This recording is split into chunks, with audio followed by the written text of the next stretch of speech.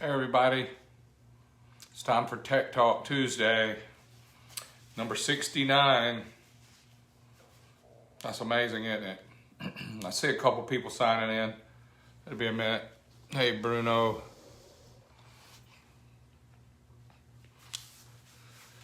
It's great to see folks tuning in. Hey Dwayne, I want to thank y'all for faithfully coming in here on Tuesdays. Jeff, Bruno, good day. Hey, look, it's great to have this happen, and let's put this together, have Tech Talk Tuesday for 69 weeks in a row. So even through everything, even through 2019 and 2020 and the pandemic and all the craziness in the world and all that stuff, it's wonderful to be able to come on here. Hey Ronnie, hey Mark, Jerry, Jeff, to come on here and see you guys, Derek, and see you guys' face and names, come up here and talk to you about stuff that we all love. You know, everybody is different. Everybody has different opinions. Everybody has different beliefs.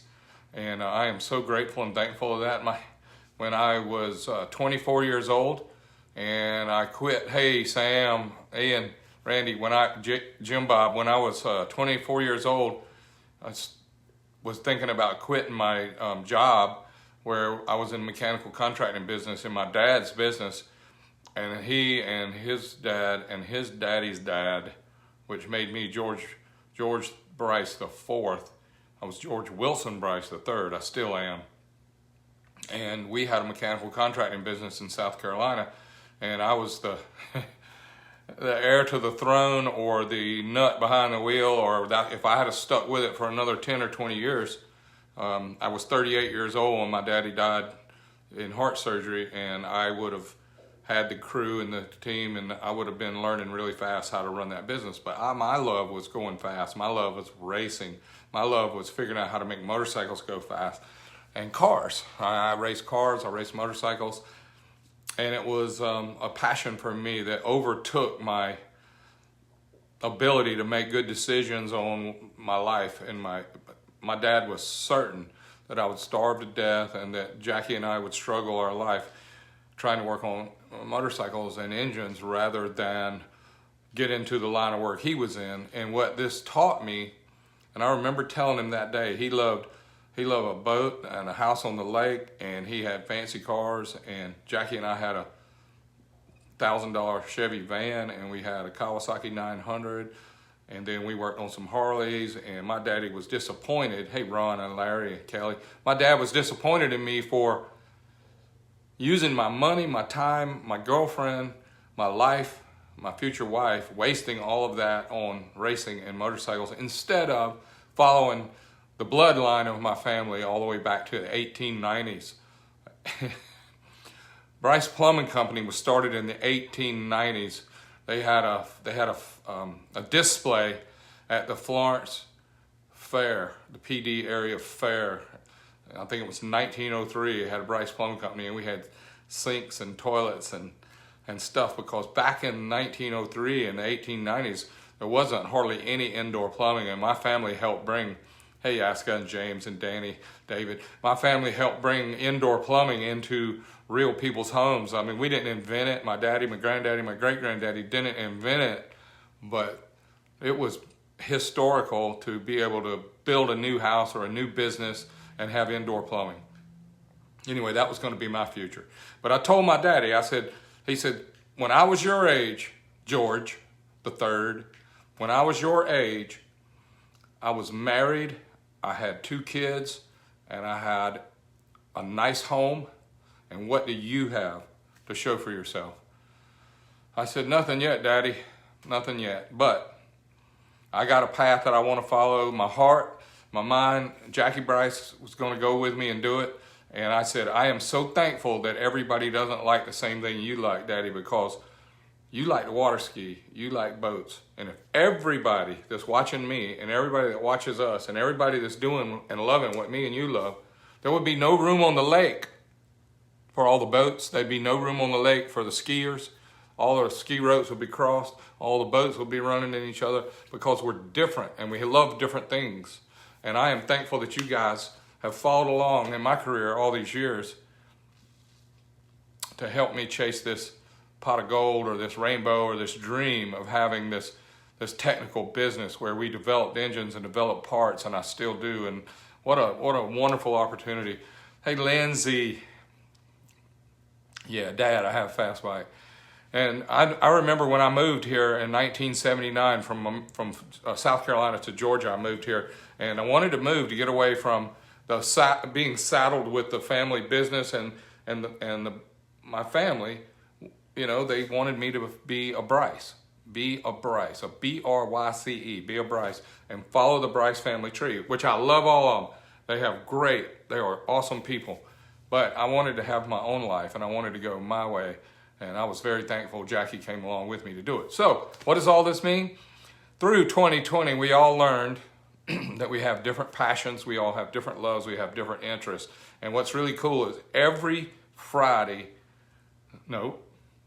we get off work on Fridays sometimes.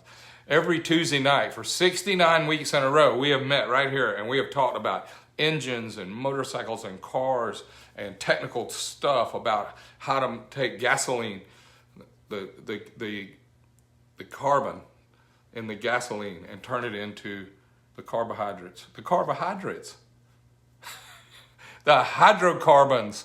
That's almost the same thing. Wait till y'all get to be a little older and your hair turns a little white and your beard and your mustache turns white and your eyes wrinkle up and you start getting this turkey neck, all these cool things that happen when you get old. You might call hydrocarbons, you might call carbohydrates. That was hilarious. But anyway, hydrocarbons. We take the hydrocarbons and we convert them into power, convert it into heat. And this engine, this internal combustion engine that I have given my life to and spent my entire life, all the money that I could beg, borrow, steal, all the money that I could talk somebody into sharing or investing in so that we could make more horsepower. We started off with very little power, very little tools, very little opportunity, and we got in at the ground floor on the International Drag Bike Association. We got in on the ground floor in the motorcycle drag racing. We didn't invent motorcycle drag racing. There was a lot of it going on in the 50s and the 60s, but we got in when it was on its ramp to growth. I mean, motorcycle drag racing was something you didn't tell anybody you were doing because you were ashamed of it. And then we grew it into something that now we say, I am a professional racer for a living, and I have a machine shop, and I have employees, and we turn out a product for people all over the world, and turned it from something we were embarrassed about to something that we were very thankful and proud of, and I am very blessed to be able to do that. So why do we meet here every two? You wait. It's coming. Why do we meet here every Tuesday night at 6 o'clock Eastern, 3 o'clock in California, and it's some other time tomorrow in Australia, and it is bedtime in Europe? But I see your names on here, you guys. I see where you're from. I see what you're into. You're watching this show right here because you're into what I'm into, which is making these things do that. Yes, you are.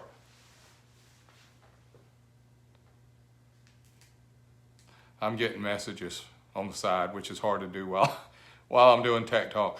Yes, but anyway, we love making this do that.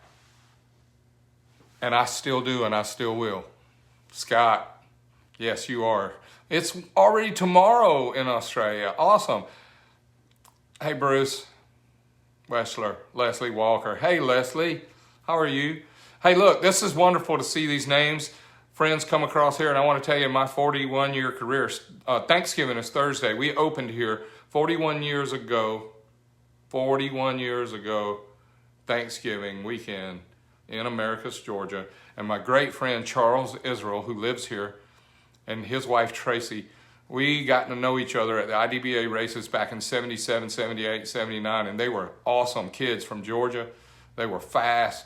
Tracy was so pretty, and she was pulling Charles around, and Charles was pulling her around, going all over America to race IDBA. And I had Jackie with me, and Charles and I got along great, and Jackie and Tracy got along great. So we ended up being like, we did double dated a lot. I mean, we went to the races to see each other. And then one day, 1979, we said, let's move to Georgia, and we'll team up with Charles and Tracy and start a little company star cycling machine, and here we are 41 years later.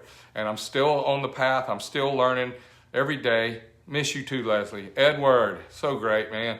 And then during all that, think about the wonderful times. Thank you, Shane. Thank you, Todd. Thank you, John. Think about the wonderful times and the wonderful people we have met in that career in 41 years. I mean, it's just been a whirlwind of opportunities. And we went Australia, we went to Japan, we went to Europe, and we raced all over the world. And we've been able to learn from people all over the world. We've been able to share information with people all over the world. And I am going to, hey, look, you're going to miss me because the plane is boarding. God bless you. I hope you fly safe. But we're recording this live, and I'll be able to play it again for you. So pay attention and stay tuned to the Star Racing page, because tomorrow or Thursday I will share this episode again, recorded, so you can see it if you miss it today. And thank you so much for following, you guys. Hey, Sarah, wonderful times, man, we had. You know, it's like Dennis and Chris. I was just thinking about the people that we meet along the way that helped me grow, helped me get smarter. I didn't do it by myself. We won a lot of races. We had a lot of people come through here that worked here. We had created some great friendship relationships that will last forever. And this doesn't seem like the right technical talk, but I'm gonna tell you the technical side of going fast, the technical side of making a Milwaukee 8 go in the 9s, foot shifting, and developing engines with S&S for all these years. Like the regular 124 was a small bore, big stroke, and we helped them build the 126 where we put the big bore in the short stroke. And then we worked with them to do the Pro Stock engine that now is running in all the NHRA races. Matt Smith and Hector Arana and all those guys are still, Ryan Ayler, them guys are still running those engines, and we helped from the beginning. Yep, James, you were here at the beginning. Keith and Charlie. Charlie was drag racing Harleys before I was. And Ray Edwards, yep. Oh my gosh, Ray, you were there. Oh my gosh, I can't even tell that story. That was when Longhorn in Australia. I told the girl at the bar, she said, where are you from, mate? I said, I'm from Texas. And she said, oh yeah, where's that? And I said, I think we were at Texas Lone Star. I think we were at the Texas Roadhouse in Australia. And I told the girl I was from Texas, and she had never heard of it. Oh man, what a whirlwind. Yes, I know, John, your dad was too. Charles Israel, he's still a great friend. Maurice, Graham, hey Graham. I'm not done. I'm just reflecting because it's 41. It'll be 41 years. Birthday will be going by next Tuesday, and I will be doing Tech Talk number 70 next Tuesday. And I'm going to go, Ray's laughing at me. I'm going to go back more technical next time. But the technical side of all this going fast and learning and making this horsepower is the people. Man, the people. The people make the engines. The people make the parts. The people think of the ideas. Yeah, we got computer simulation programs. We got CAD. We got all these cool simulation programs. But the simulation programs are programmed by a guy that put the math in. Always question the simulation programs, guys. Don't let me fuss at somebody or call somebody out on it. But a simulation program is programmed based on someone's opinion of what the math derived for them. And when you put your input into a simulation program, it does math for you that was programmed by someone's opinion that was in this scope. So I'm a little bit sketchy on a simulation program because our world changes so fast at a simulation program. Think of all of them that's come along. We've had some great ones that we've worked with in the past. Engine Expert, Dynamation, all the different ones that I've used over the years. Those were great simulation programs. There's simulation programs now for the OEs, the original equipment manufacturers, the high dollar race teams, the NASCAR teams, the IndyCar teams, and the engine development programs all over the world. And they are so advanced, and they have new math, and they have updated math. You can buy a Harley, Keith. Good for you, man. Correlation, communication, and relationships. Thank you guys, Dennis, Keith, Graham. I look forward to seeing you, Graham, with my rough running El Camino when I get to Tennessee. I'll probably have to lasso you, mate, and get you over there and get some of that fried bologna sandwich with some mustard and some Merita light bread. Okay, white bread. We'll get it straight. Anyway, thank you guys again for watching me, following me all the time. Hey, Jason and Keith. The names are awesome. The friendships are awesome. But how we got here and how we got fast is by working on this every day, and I had great support from a lot of people. And you guys know who you are, man. You know who you guys are. The ones that don't get the credit, you guys that helped me, and I never said your name, and you guys that helped me make good decisions, you helped me make bad decisions, but you helped me get where I am. And there's a ton of you. And when I look in the shop and I look at the trophies and the Wallies and all those things that we did, thank you, Graham, and all the things we've done together, it humbles me. It humbles me to realize that this was a group effort by a ton of people. I want to talk about engine rules for a minute. I see some of you. Hey, Diana, stay on with me, all you guys, because here's a couple things. We came up with me telling you about math and simulations. There's some things that are really hard to argue with, like piston to head clearance and piston to valve clearance, and rod ratios and bore to stroke ratios and valve to bore ratios and bore size to cubic inches and horsepower per cubic inch. Now, one thing that I do not trust forever is horsepower per cubic inch, because when we started, 1 horsepower per cubic inch was really good, normally aspirated, then 1.5, then 2, then 2.5, then 3, and now lots of people and lots of engines are making over 3 horsepower per cubic inch on gasoline, hydrocarbons, and steel valve springs, and some reasonable RPMs and reliability. The endurance racing has come a long way. The engines, hey Nick, there's some trendsetters on here, man. Travis and Stevie Ray, these guys are trendsetters, but some of the math is pretty hard to argue because they're just ratios. And the ingredients will change. Like if you put it, yep, the time slips, you guys. When we get the time slip from the drag strip and it says how fast you went at the finish line and how many seconds it took you to get there, that's awesome results.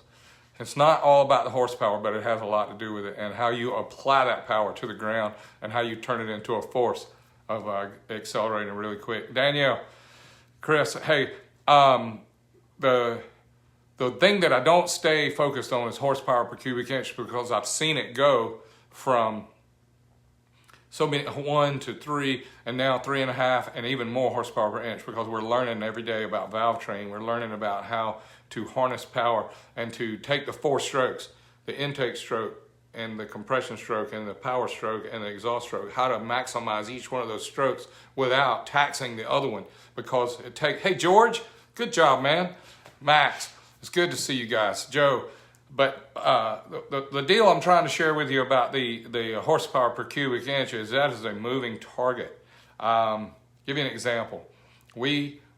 Stiffness in the parts. You know, we were making really thin wrist pins, we were making really lightweight pistons, and we were putting really big rings on, and we had these rules that, God bless him, Smokey made some really nice rules back in the 50s and 60s where it had to be this rod ratio to make power, and we have gone past that so far that some people are still focused on that stuff. Hey Kim, thank you for telling me who that was, because when I saw his name go up, I saw this ugly old guy from New York, and I wanted to know if it was really John or if it was you, and I'm glad to know it's you, so hi. Paul, I'm glad you're doing better. The names coming across are so cool. I hate to keep interrupting myself to share that with you, but please stay loose on your opinion on horsepower per cubic inch, because you know when we're running through pro stock. Okay, I was at the pro stock motorcycle race when the record was in the 10s. I was there. I was there when the record went in the 9s. I was there when the record went in the 8s. I was there when the record went in the 7s. I was there when the record went in the 6s. I'm not the only one that was there, but I remember when Mike Brusso ran the first 999. I remember when Sid Pogue went the first 899. I remember when Terry Vance went the first 799. I remember when the Hines boys went the first 699. I think it was in Gainesville. And the 799 was in Dallas, Texas. And the 899 was in Gulfport, Mississippi. And I wasn't only there, I was racing them. I was the slow guy. When Mike Brusso ran in the 9s, that was the D&K wheelie bar. That was when Ken Tipton was running MTC, and he had everybody covered because he knew how to make pistons. He knew that the ringlands go in last. And you don't build the ringlands after, no. the ring lands go in last. Yeah, that's how it does. He wouldn't put the top ring in until you got the piston figured out. You had to do valve pockets and domes, and then he would put the top ring in because the piston would change the shape of the piston. If you put the ring lands in first and then buy a blank piston with ring lands in it, they're already drilled and already grooved, and it's got this loggerhead on top, and then you whittle your dome and you whittle your insides out of it, and you create a squish band and a dome and valve pockets, and you do all that work to it. The piston is not the same piston it was when you started. So that's what was a good rule. And he knew how to make it where the taper would hold the ring straight in the bore. He was one of the first guys to do that. And that company, MTC, has gone down a long line in history with tons and tons of records. And now Eric at MTC is carrying that torch still. They pass the baton around several times, and I'm a big fan of how that works. Also, I'm glad to see Total Seal take the rings and run with it and create all these opportunities for us. What we get at the end of the day now is more horsepower per cubic inch. So it's going to be a lot. I was racing at Dallas when Terry Vance went 799. I was entered in Pro Stock, and I made it to the finals, and Superbike Mike Keat and I ran in the finals. Best I went was an 8:0:10, and I had a big tire Suzuki with a stock frame with a big tire on the back with a Goodyear car tire on the back, and I had a the motorcycle was a stock Suzuki cradle that we modified with bolt-on Cosman parts. And Terry Vance went 799. But anyway, we qualified in the top half, and I ended up leaving first every round, and I ended up winning the Chief Auto Parts Nationals in 1987 when the first 7-second run was done. And I was at Gulfport racing when Sid Pogue went 899. Terry Vance was there, and everybody they were competing to see who could be the first guy to go in the eights, and it was fun to watch. And anyway, I've been racing Pro Stock for a long time, so watching it change from 100 horsepower to 150 horsepower to 200 horsepower. John Myers, God bless his soul, what a wonderful racer that his style changed the world of motorcycle drag racing. His style helped us create the drag racing school for the Pro Stock motorcycles when Frank Hawley asked me to come in and teach other people how to race like John Myers did. He was my driver in 89, 90, 91, 92, 93. We lost him in 98. And he won 33 big NHRA races with us and several championships in drag bike, IDBA, and Pro Star. It was a great time to know him. But let me tell you what happened with that. We made 235 horsepower the first time racing Pro Stock motorcycle with an 1100 Suzuki. And then we made 300 horsepower for the first time with the Suzuki. And then we made 325. Then we made 350. And when we finished with the Monster Head now, 10 years ago, now we can make 380 to 400 horsepower with a normally aspirated Suzuki 4-valve with the same old GS 1100, 1150 bottom end. Mitch Brown's making number 35 or 36 of that built cylinder head now. And kudos to Mitch for finally getting in the fives on his top fuel bike at the Man Cup finals this weekend in Valdosta. Great track, great opportunities. I'd like to take just a quick moment for us to pray. All of us, please pray for Mike Chongers. Fell off their bike, threw him off, and he was getting lots of messages today, and it was almost lost, that man. He almost, I don't know how he's holding up right now. I get reports he's got everything broken and he's really in trouble, but just take just a quick minute and let's pray for Mike Chongers to get his life back and pray for his family to be strong while he's going through this time. But that man went down going really, really fast, and he got messed up. And they had to life flight him out of the racetrack. And I'm not trying to be Debbie Downer or pull this down, but take a quick little breath there, guys, and pray for Mike, okay? Good job, Mitch Brown. Good job, them guys going so fast with those two. Pro Stock bikes ran at SGMP at the Man Cup. That was beautiful. That was wonderful. Thank you, Tim. Thank you, George. Gino. I'll be back, y'all. I'm coming back with real parts. I'll hold some parts in my hand next time, and we'll talk about parts. And my time now is going to be focused on making Milwaukee 8s go fast. When I changed over from Kawasaki to Suzuki, some people were disappointed. And when I changed over from Suzuki to Harley, some people were disappointed. And now I'm changing over from twin cam Harleys to Milwaukee 8 Harleys, and some people are going to be disappointed. But please remember, when one door closed, several more open. And I'm going to give the glory to the good Lord for all of this. I'm thankful for him. I'm thankful for you. And may God bless y'all. Please, please come back next Tuesday and let's talk tech for Tech Talk Tuesday, number 70. God bless. Thank you, and happy Thanksgiving, y'all. Please be thankful for your friends and your family and what you do have in your life. Don't be worried about what you don't have. Be thankful for what you have. God bless.